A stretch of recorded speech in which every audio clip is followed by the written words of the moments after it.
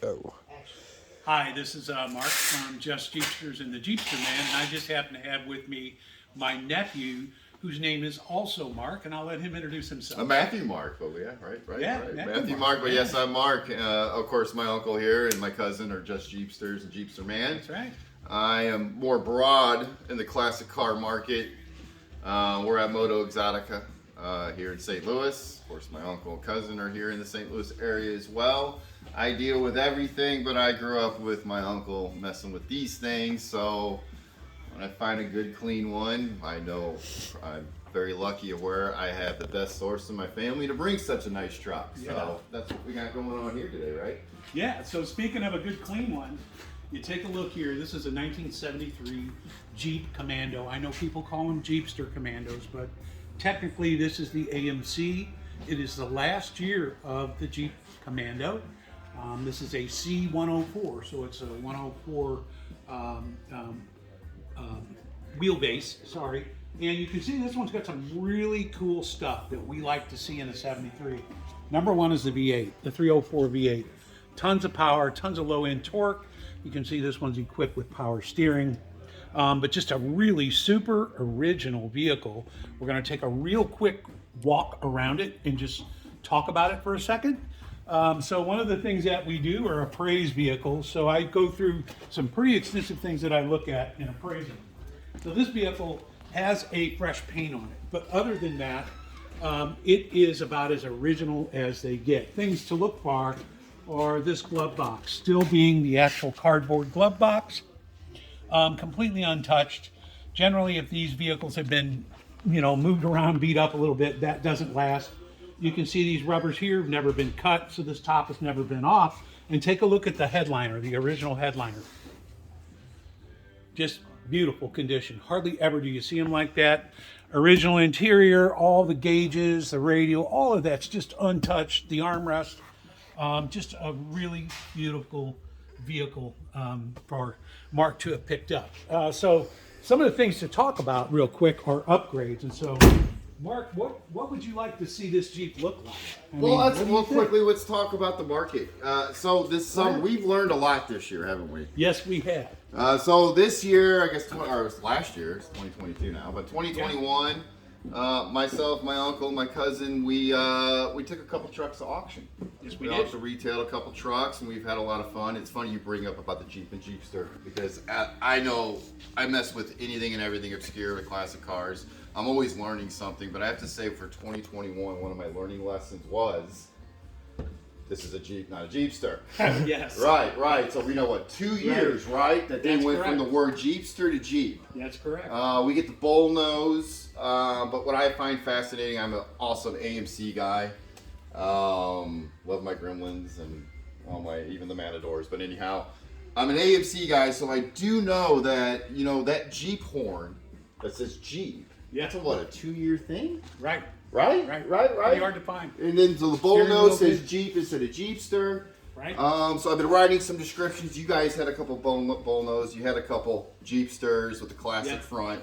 And so I remember writing those ads and getting them ready for auction and learning those things. So anyhow, we got a last year. I just picked this up, a week ago. Mm-hmm. I have kind of a temperature with what the market is. Well, what do we sell your 71? What was the yellow one we sold in Tulsa? The yellow one we sold in Tulsa, I believe, went for 42. Yeah, it did really well. 71. No, it does. Tulsa was 38. The 71 SC1 went for 42. The SC1, okay, but the yellow one is the one I want to bring up is because you guys kind of did to that truck what I want to do to this truck. Which it was a correct truck, but you guys had a slight lift on it. You had some tires. I'm a big correct guy. I know my Uncle Mark is also a very correct guy, meaning that we love when things are restored back to kind of the way it came out of the factory, which this truck pretty much is. Now, the problem is that you look at it, it looks like it's two-wheel drive. Like it's a Volkswagen. Right. And I even told you, I Yeah. deal with a lot of 70s classic Mercedes, and literally this is the same tire and size I put on Mercedes. So something's wrong here. Yep. I know you and I talked about stock sizes and what they had at the time. So we're going to go to that look we did with the Tulsa truck, the yellow truck, which, Gotcha. we had 30-inch tires. That's correct. We had a slight lift. Not only just to lift the body, but I also know it corrects. Yes, You know, it like does. we do on Toyota trucks, the backs are always sagging, and we want that Right. back in, back up. So this truck is exceptional. I called you about it. I called my cousin Jonathan, said, hey, this truck's coming. I'm interested in this. Take a look at it. I think we all kind of agree it was an exceptional truck. I was able to get it. And so now I brought this really nice Jeepster to the best place I could in the world, right? And we're going to make a super nice truck even nicer. That's right. Let's, James, if you don't mind, can you roll that tire over here? This is James, does a lot of our mechanic work. Real helpful when it comes down to these. He knows these vehicles really well. This, I know this is a slightly used tire, but this is some of the things we're talking about. Absolutely. So when you put a 2-inch lift on this vehicle and you put that tire, this is a BF Goodrich 30 by 950/15. Fits on the original rim, no problem. You go up 2 inches here, you put this tire on, and you line this tire up with wheel spacers or back spacing if you're going to aftermarket tires to where this edge meets that edge. You can see right now how the tire's kind of sunk in, it's too small. That's the look Mark's talking about, the 70s look. Just really doesn't do him justice. So you go up 2 inches, you put this square shoulder 30-inch tire on there, and you're going to really have a neat look. And along with that, we'll go ahead and upgrade front disc brakes on this. Yeah, I want to talk about that real quick. Go ahead. I've sold about 3 or 4 of your trucks the past year or two with the front disc conversion. Yep. Everybody, when I retail or tell about that conversion, it's a huge plus.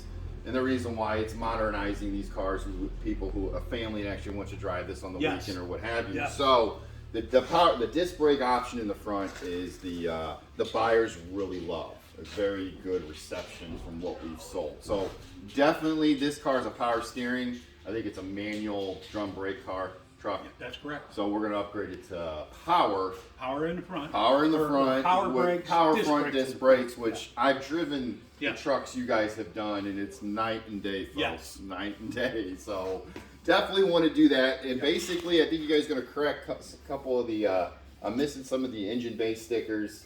Yes. There's a couple other little details that you guys are going to go around. We'll do some upgrading on this, but I think the point Mark and I really want to make is that these are good upgrades.